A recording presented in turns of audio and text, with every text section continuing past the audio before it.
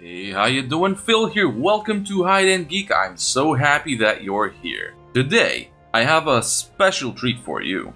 Well, a treat for me mainly, but I do hope you enjoy it. And if you do, please make sure to leave a like and maybe if you're new here, subscribe to the channel. Anyway, today we are going to be playing the juggernaut of a game called Imperator Rome. And this game has got me stoked. I have been waiting for this game for like ages. And now that I can play it, I'm so, giddy with excitement. And as a bit of a history nut myself, I'm really interested in the more obscure historical facts. Not the best known figures of ancient or medieval or history in general, but, you know, the people, the states, the regions, the facts that are less known. And one of those less known states is actually Bactria. Or greco-bactria, as it may be more widely known. Anyhow, Bactria is a fully Hellenistic state in the total end of the world. It is located in today's Afghanistan and Pakistan and the region surrounding it. And imagine Alexander's face when he conquers the whole world, or the majority of the known world, and he reaches these super high mountains and establishes his cities there. And, kills droves of innocent peasants, only to establish his own empire there. And then he discovers that it is already full of Greeks. How cool is that?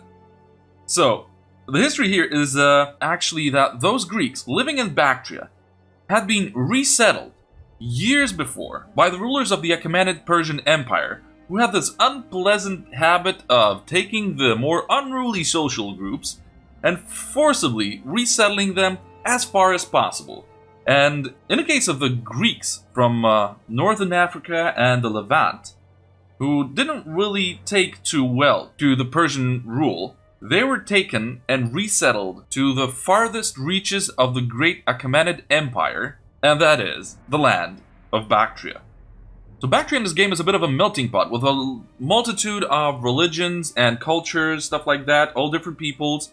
And it has been referred to by historians as something of a Wild West of the ancient world. So that has got me pretty interested, and I'm going to be playing as Bactria in this series of Imperator Rome at Hide&Geek. On that note, let's dive straight into the... well, not action exactly, but straight into the game. Let's do it.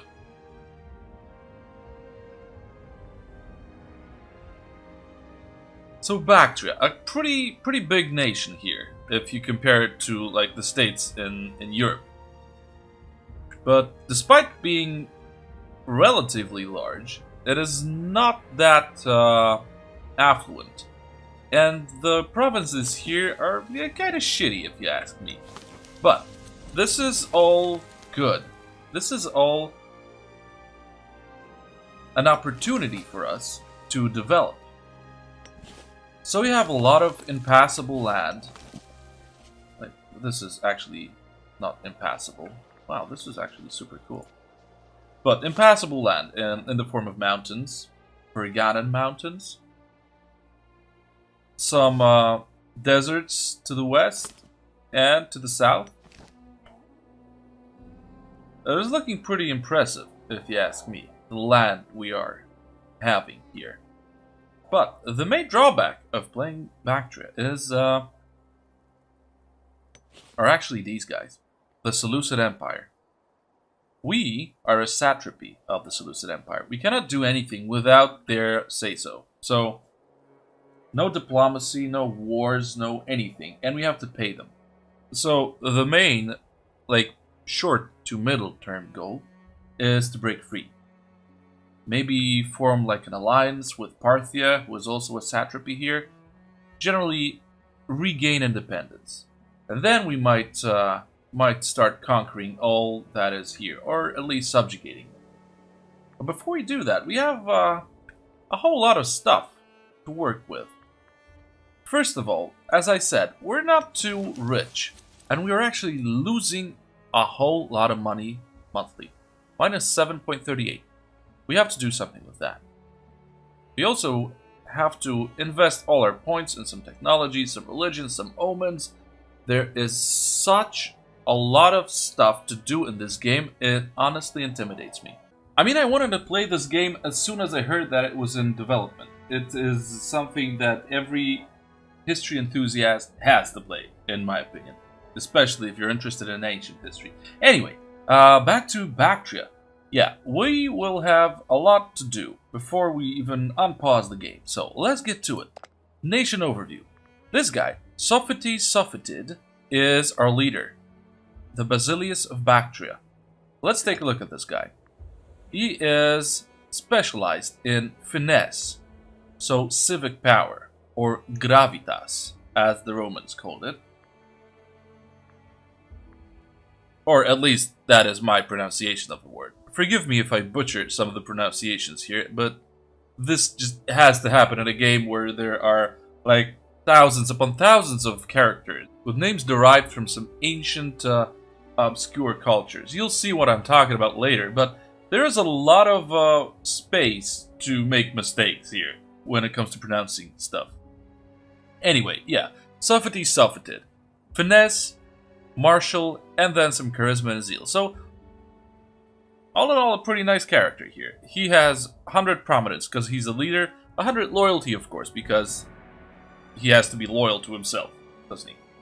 And then 60 popularity, which is not bad, but it will fall.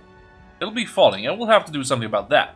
And then 20 corruption, which is a bit too much for my liking, but we'll just have to deal with that somehow. Also, he is crafty, which gives him this corruption, but also finesse and enslavement efficiency, uncaring and ambitious.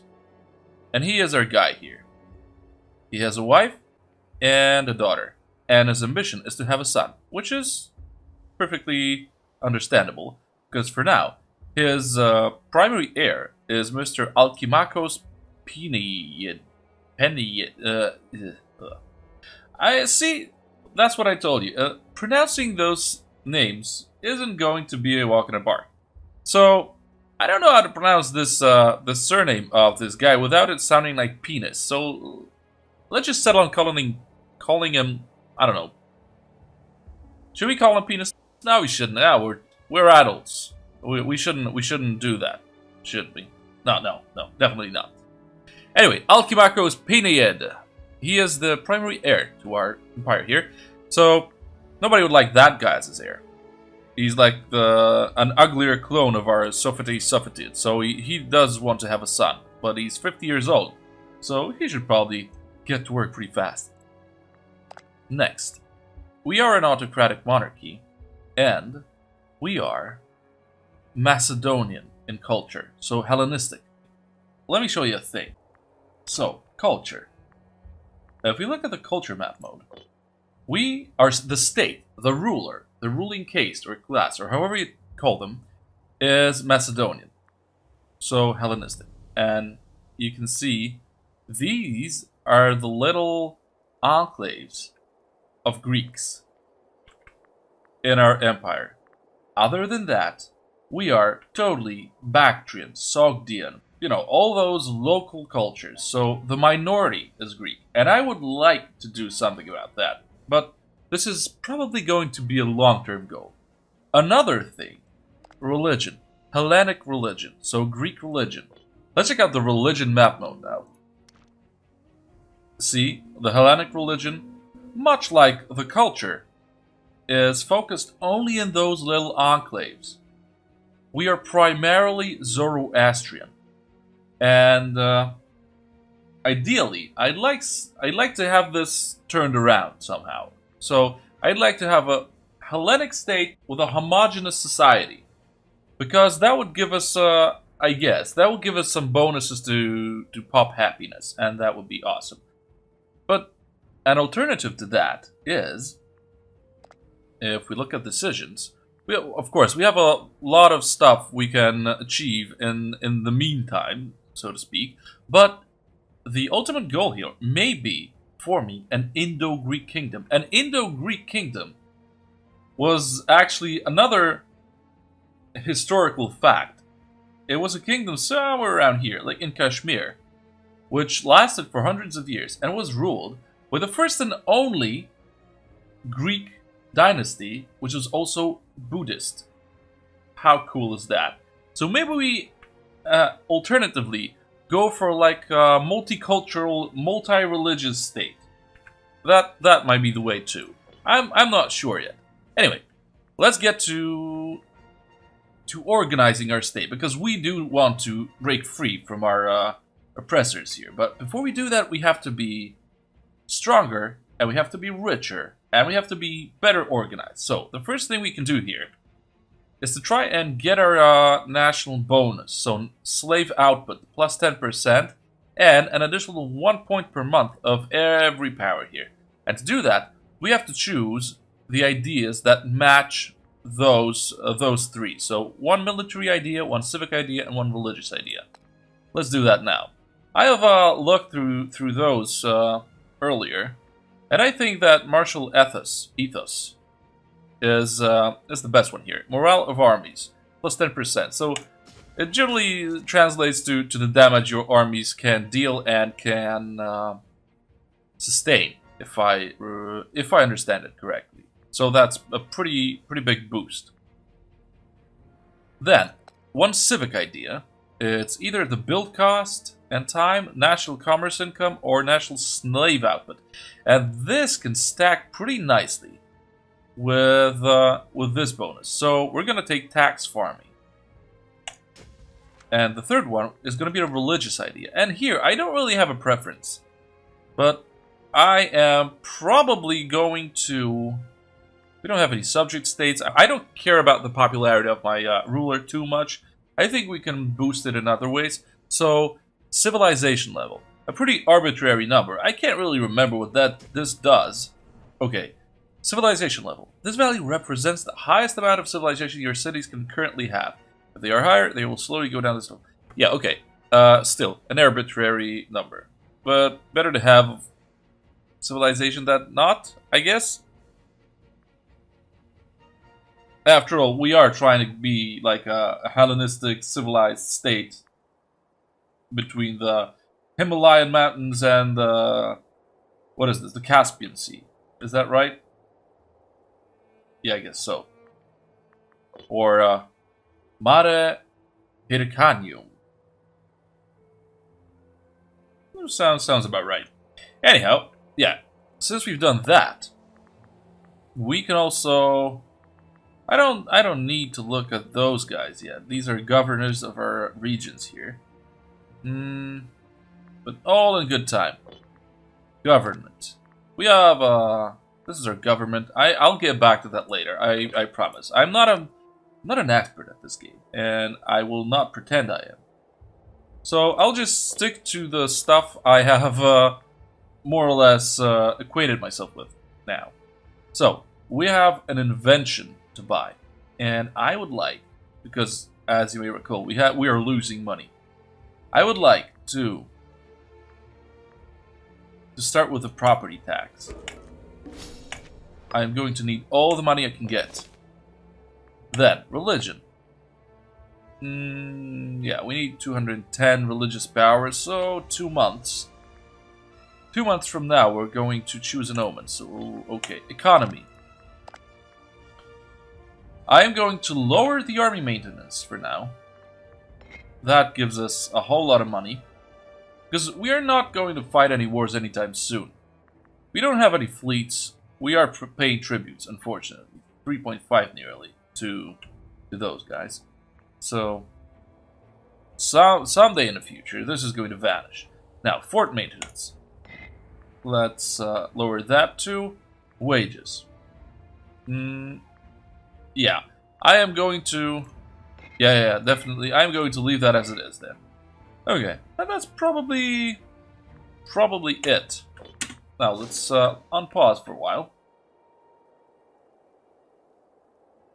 You know what? No, let's unpause later. I'm gonna focus on the very important things now. So we had bad research ratio, not important for now. Unused trade routes. Okay, and trading is pretty important. I need to choose a resource that'll give us the maximum amount of bonuses now. I am not going to expand my army anytime soon. Oh, maybe soon-ish. But not now, so I don't need the strategic resources right now. And by the way, we have camels and steppe horses and horses aplenty. And this is generally what we're going to base our army around. If we can get elephants, very nice. If not, tough luck. I do think we have some iron too, so this is not really a problem. Now, growth, maybe. The more people we have, the more cash we can wring from them. Isn't that true? So maybe grain?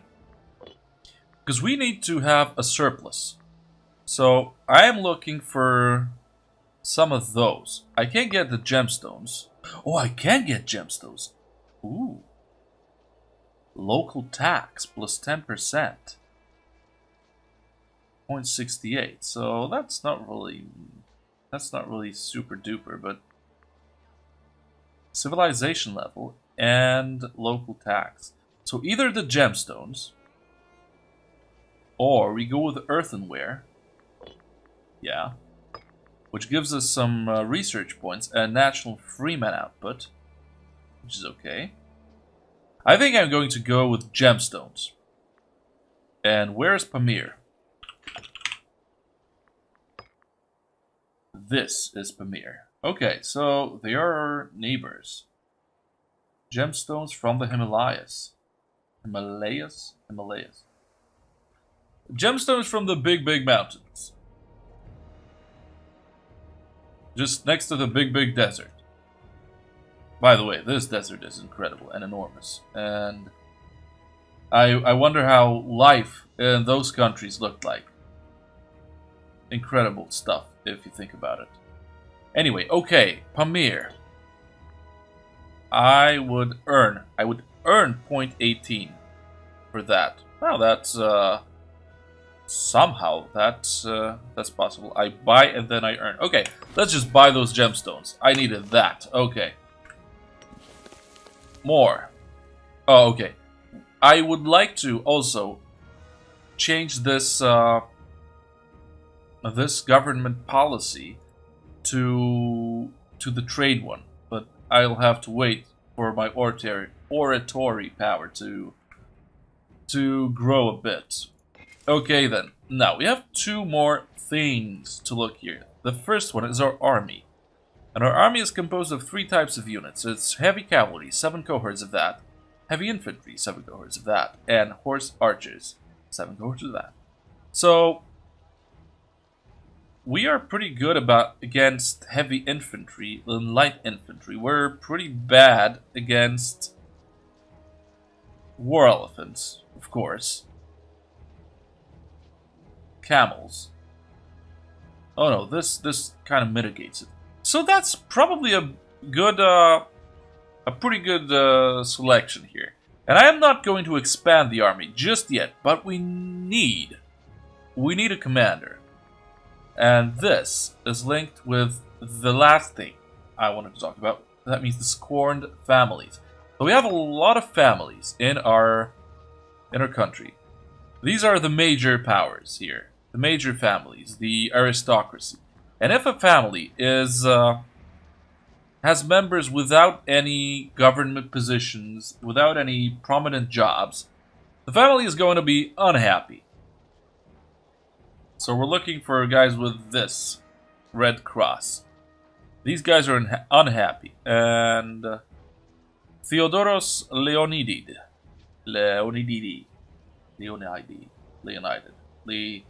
Yeah, pronunciation. Theodoros Leonidid. Okay, I did it. This is actually a pretty... well, okay.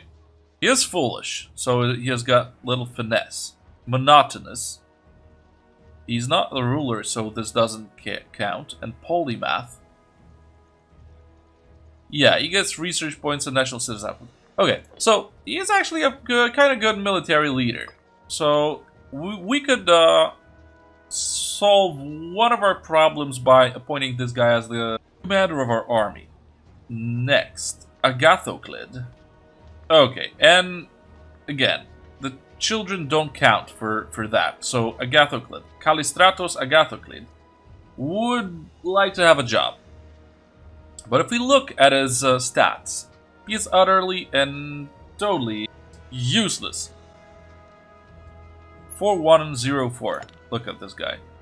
Even his... look at this face.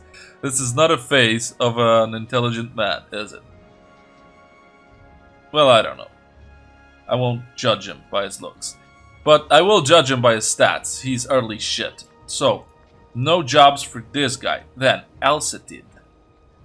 And this guy is a pretty nice religious leader. His zeal of 8. We might actually make use of this guy in the future. And then this guy, Nicoclid. Zopirion Nicoclid. A pretty rounded character, although a jack of all trades, you might say, but nothing really standing out. So, I think we go with Theodoros Leonidid, the first guy here. Because we don't want our Sophites, our Basilius, to lead our army. That would be too dangerous. We might lose our leader in this way, and we don't want that. So, Theodoros, here you go. And that should be, yeah, 2.0%, and that should make him happy in just a while. So, on that note, I think we should unpause the game. Bam! Woo! That took a lot of time. I know, but it was necessary. Now, I'd like to find the supply map mode. So, what this tells us which provinces or cities, which cities can supply our army here. So we wanna station our army in a place that can supply it actually. And I think that the best place for now, I'm not sure any of those countries from the north would be keen to attack us. Yeah, these have 3 cohorts, 4 cohorts. These guys are super lame. Really not so dangerous. How about those guys? 13. Okay, they won't attack anytime soon. As unlikely as it seems, Pisuria here is the most dangerous of them. Yeah, they have 18 cohorts of army. But those guys, the Seleucid Empire, 33 cohorts. They're more powerful than us. And I think I am going to station my army close to them. Just in case. In, okay. Bear with me. Kushme Khan. In the province of Margiana. Okay, a month has passed, and as we can see, we are making money. We are in the green. Very good. Okay, so with that said, I think it's time to start building stuff. And let's see where are our fortresses. So the fortresses are those buildings, and those buildings protect the provinces around it. So enemy armies, I think enemy armies cannot move freely through those provinces before they siege and conquer our fortresses. So we have like a north-south line of defenses here. But I would like to ensure that no dumbass attacks me from the south. And I can do that. Okay, so the Mauryans, which are those guys, and they're really dangerous. Yeah, 80 cohorts. They are out of our league. They can attack us through those 2 passages. Oh no, these passages here. 3 passages. So we're defenseless against those guys. No, maybe not defenseless, because we have this fortress. We can also build a fortress here. That'll defend us against those guys, because they'd be able to go and conquer this little part of our country, and then they'd have to negotiate some military access treaties with Kharesmia to pass to our mainland here. And they wouldn't be able to fully pass here if we built a fortress in Amshi. So, I am going to build a fortress at Amshi. That's our first major investment.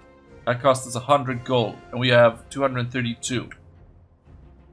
Next, let's pause the game. We have a little bit of stuff to add here. Bactria needs to start encouraging trade. Now we have 2 trade routes. And now I can buy earthenware from my own province of Sogdiana. So our northern, not northernmost, but like northwestern province. We're gonna import earthenware from there to our capital, which is going to give us some freeman output and research points. Very good. We really need that. Okay. That's done. What next? Okay, manpower. We are losing men to attrition. And that is, okay, because we have to pass through our inhospitable country. Okay, we have an omen to choose from one of the blessings of the Hellenic gods. And I think that, for now, we should go with the national tax.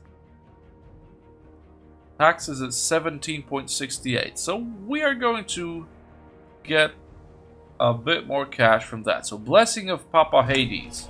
Papa Hades has blessed us, and now we are richer. Yay, yay. We'll see just how much it gave us at the end of the month. Ooh, an invention. Another invention. This was fast. What do I want to do here? Tribesmen output. And tribesmen, we have a lot of tribesmen, don't we? Yeah, 28%. The biggest social group here is tribesmen. And tribesmen are cool in that they give us base tax and local manpower. So, slaves give only taxes. Tribesmen give us taxes and manpower. Free men give us manpower. And citizens give us research points and commerce value. So what I'd like to do now, maybe, is to boost our tribesmen a bit. We have the slaves boosted already, so let's keep boosting our society. Done. Okay. Very nice. Now, diplomacy. Let's start with diplomacy, because we don't have any real options here. See? All of those options are locked, because our friggin' overlord doesn't allow us to do anything. So the only thing we can do is improve relations, send gifts, or send insults. And I would like to befriend Parthia, because they might actually be the ones who originate the rebellions against the Seleucid Empire. I wouldn't like to be the one on whom the ire of the Seleucid Empire focused. So we'll improve opinion with those guys. We need them to be on our side, because if we do have to rebel against the Seleucid Empire, we need to have allies. And the best allies are the guys who are also under the yoke, the boot, however you call it, of the Seleucids. Wow, our first event. An eye for aesthetics. Waius Arxitan, this guy here, he is the Archisomatophylax. Archisomatophylax. That's a long name, and somehow I managed to pronounce it. Sorry if that wasn't right, but yeah, I'm doing my best, you know. So, Arxitan has been showing great promise in his civic duties, and has become renowned as quite the artisan. He recently completed a marvelous design for a new marketplace. We could erect this masterpiece on behalf of the state. However, such architectural vision would surely be valuable to the right investor. Okay, so either we go... Ooh. This guy gets 5 loyalty, and we get a free marketplace. Or, Waius gains $100, and we get $80. Okay.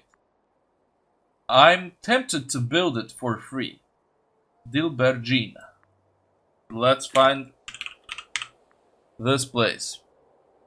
Dilbergine. Oh wow. This doesn't make any sense. Local tax plus 5. Commerce income plus 5. Dude, no.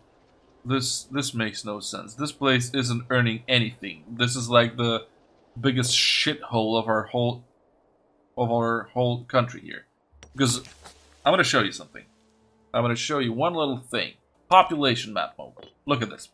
The brighter the color here, the more people live in a city or a province. So we have a few population centers and one or two shitholes where nobody wants to live.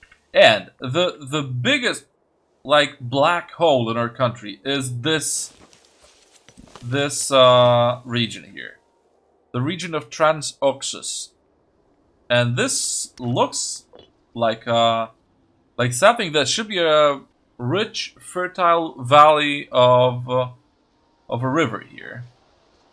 Does this river have a name? Well, not on this map. I definitely have to look this up. Anyway, so these are fertile hills or plains, all producing some trade goods, but at the same time, nobody's living here.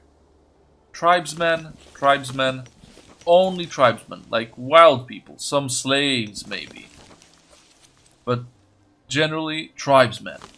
So that would be a super dumb idea to build a marketplace there, because it won't benefit us at all. So what we do is we get money. We get money. And now we can build something else somewhere else. For example, in one of my favorite places in the world, Alexandria Escate. Alexandria Escate is actually one of the last cities founded by Alexander the Great during his conquest, and definitely the farthest away from Macedonia. Alexandria Escate, literally, when translated, means Alexandria the farthest. And this is one of my favorite places in our whole country here. I don't know why, but I like it. I love it. I'm gonna build something here. How about this place? Ooh, this place is even bigger. Let's invest in the province capitals first, okay? So we do have a fortress here. So I'm going to build a granary also to keep our slaves happier, and I want to do something at one point or another to just increase the happiness of my pops here. But for now, I'm not sure what to do. Anyway, I'm also going to build a marketplace here, because this is going to be our main hub, trade hub, and this is generally our capital after all, so it has to be developed. And then, at some point, I am going to relocate some of our free men into the Transoxus, just so that they start spreading here. Maybe I want to do that right now. Let's find something with at least like 5 free men. Yeah, let's try to move this guy. This guy. Yeah. I am going to move this guy there. And now, we have 1 free man here. And he's super happy. Very nice. And I hope this is enough to... Well, it probably isn't. It's only 1 free man. But I hope this will be a beginning of something.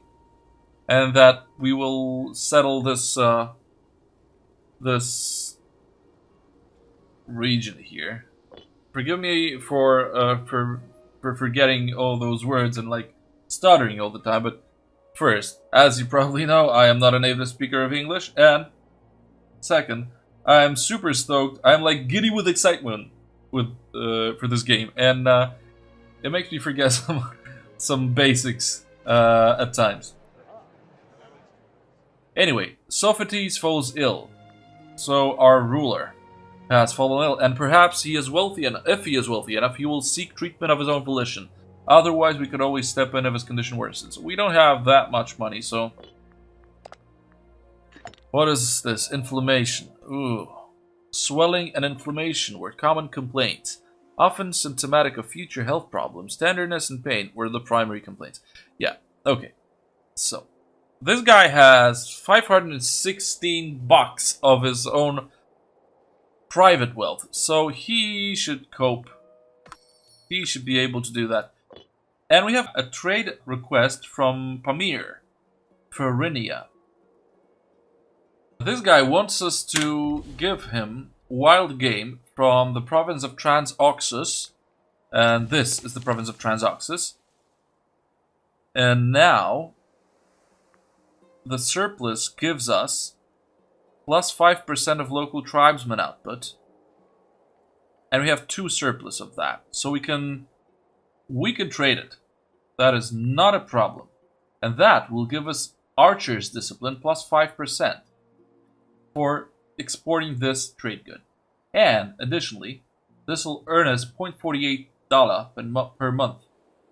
So, of course, I will accept the offer. Dear friends, how about... Ooh, I don't have the oratory power yet, but how about we become friends? And they don't really like us because we have a different culture and they have a bellicose stance. How are we doing with getting friendly with those guys? Not too good. We might send them a gift, but later. Okay, friends and high places.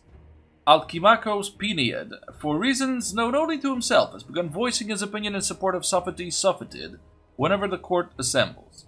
Such sycophantic actions may be tiresome, but a voice for is better than a voice against. And this guy is our heir. And for some reason he started liking us, so we shall put up with it. We become friends with Alkimakos, and he gains 5 loyalty. Very nice. So I'm going to open the diplomacy with those guys and improve their opinion of us. And another invention. Oh, and improve opinion maximum plus 20%. That is going to work really good with our 2 ambassadors now, who are improving opinions abroad. Is there something I am missing here?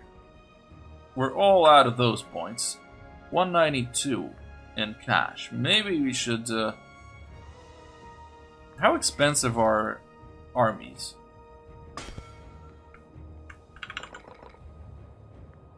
Okay, so cost to recruit. Seloi. These are archers. 4. Cameloi.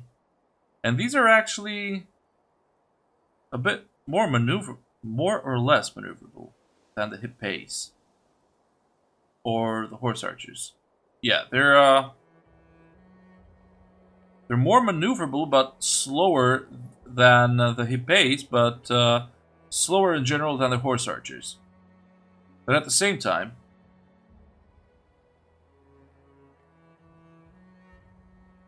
aren't they a bit shit? They look a bit shit. I'm not going to buy camels then. Hypaspists. These guys are, light infantry. Pes hetairoi. These are our heavy infantry. And these are the guys we should be investing in, I think, as the backbone of our army here. So 10 gold per 1 cohort here. So I think I'd like to have like 100 gold in reserve at all times. Just so we can buy like 3 or 4 more heavy infantry, maybe some horse archers, maybe something fast. So we'll leave that for later. Sophites the Pious. Not a day goes by in which Sophites Sophitid cannot be found praying. Every meal is preceded by a votive offering, every feast by a sacrifice. Some might say that such piety is laughable, but we know better. Splendid. Now our leader is pious, which means the national tax goes down by 10%. Man, we worked so hard to get our money as high as possible, and now this friggin' douchebag ruins this all by, I don't know, paying all his money to the church. We can't do anything about this. I'm just going to wait, then.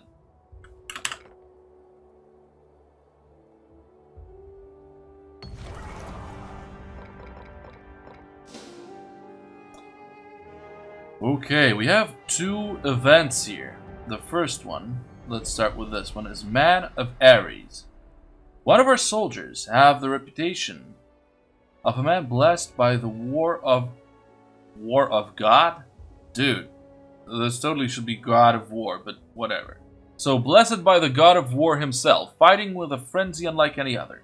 Some of our other soldiers question why he has not been promoted after all his heroic deeds during war, while others treat him as some sort of demigod. So, Apollodotos Zoticid, 25 years old, 10 points in military, self-controlled, but at the same time lustful, sarcastic, but at the same time brave. A man of many contrasts. Okay, and he is prominent. He is not a major power yet. He will join our court, or an inspiring man for our soldiers to look up to. Bactria gains inspiring soldier for 5 years. Man, I'm not sure. Do we need this guy? I don't think we need this guy. Let's get the bonus then. And then, the Olympic Games. Once more, the renowned Olympic Games are due to occur in the city of... wait for it. Olympia! The traditions surrounding these games are ancient, reputedly dating back to the days of mighty Heracles himself. And they are an occasion in which all of Greece rejoices. It is our custom to send the proudest, most able young son of Bactria to compete on our behalf. We believe we have found two ideal candidates, a son of Apollo himself by the name of Shaw, and a well-muscled brute of a man who calls himself Onimarchus. Which of these fine athletes should we send to compete in the games? So, Shaw Arxatan, he is the Hierophant. So the religious leader, the religious official in our court here. Or a 59-year-old Onimarchus Epandrid. And he is the governor of Himalaya. What? Wait a minute.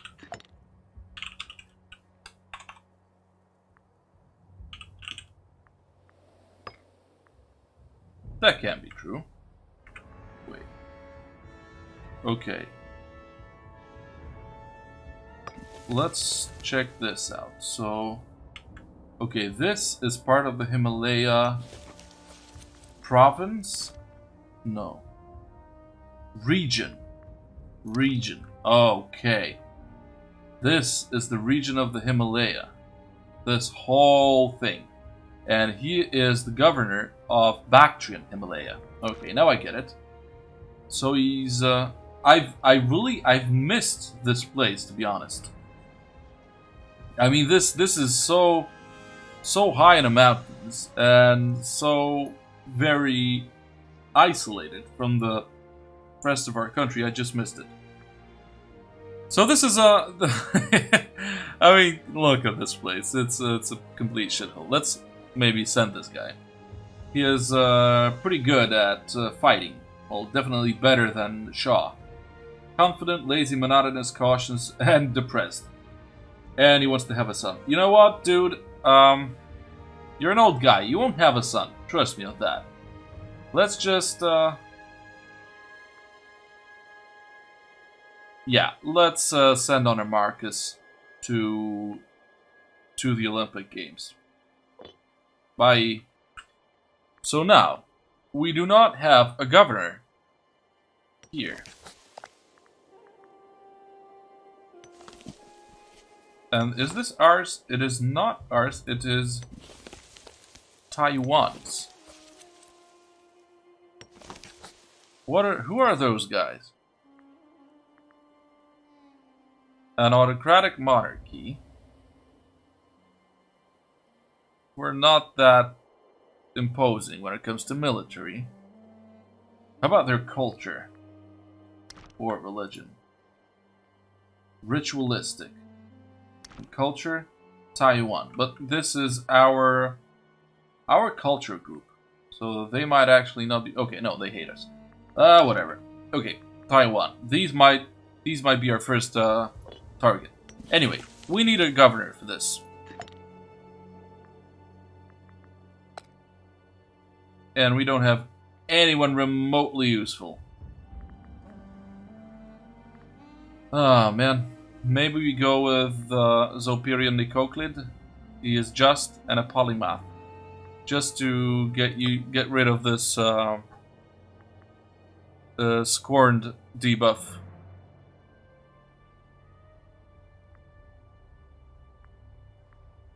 Yeah, maybe. Yeah, why not?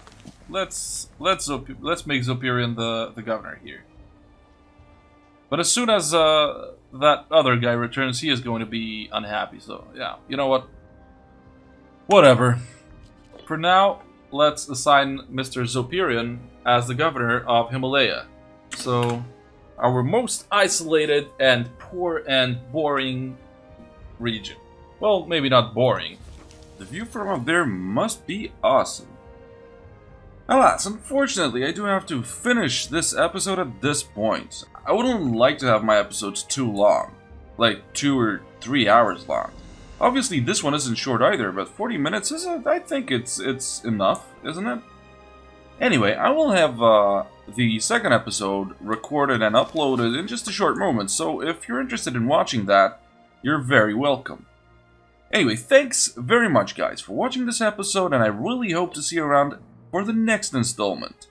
For the time being, have a great day, stay safe out there, and bye-bye.